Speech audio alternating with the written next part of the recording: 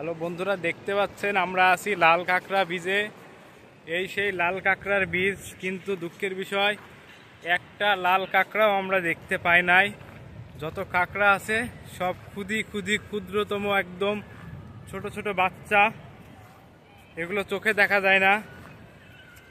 লাল কাঁকড়া বীজ নামে কলঙ্কিত এই বীজ, আমরা এক পিসও লাল কাঁকড়া দেখতে পাইনি।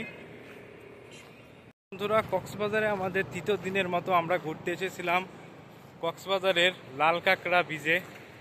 কিন্তু এই লাল কাঁকড়া বীজে আমরা একটাও লাল কাঁকড়া দেখতে পাই না এখন পর্যন্ত। কিন্তু ছোট ছোট কিছু লাল কাঁকড়া আমরা এখন দেখতে পাচ্ছি, কিন্তু ওগুলো আসলে যখনই উঠতেছে আমরা কাছে গেলে তারা সাথে সাথে পালাই যাচ্ছে। চেষ্টা করতেছি আপনাদের দেখানোর, কিন্তু সম্ভব হচ্ছে না। দেখতে পাচ্ছেন এই যে ছোট ছোট গর্তগুলা, এগুলার ভিতরে আসলে কাঁকড়াগুলা থাকে।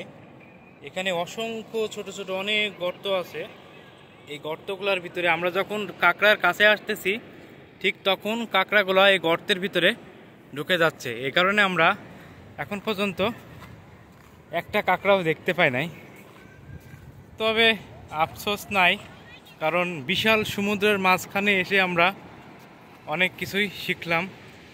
এখানকার যা ভিউ একটু দেখেন মাইরি, এপাশে পাহাড়, এপাশে সমুদ্র, এত সুন্দর একটা ভিউ।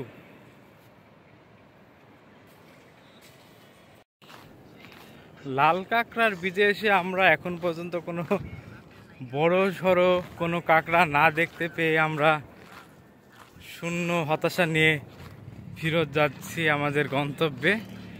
আমরা লাল কাঁকড়া বীজ ভিজিট করা শেষ। আপনারা দেখতে পাচ্ছেন এখানে খুবই স্বল্প পরিমাণে জনগণ, তত বেশিও নাই, কারণ নিরিবিলি সমুদ্র, তাই একটু বেশি ভালো লাগলো। আমরা এবার নেক্সট গন্তব্যে চলে যাচ্ছি। ভালো থাকবেন সবাই।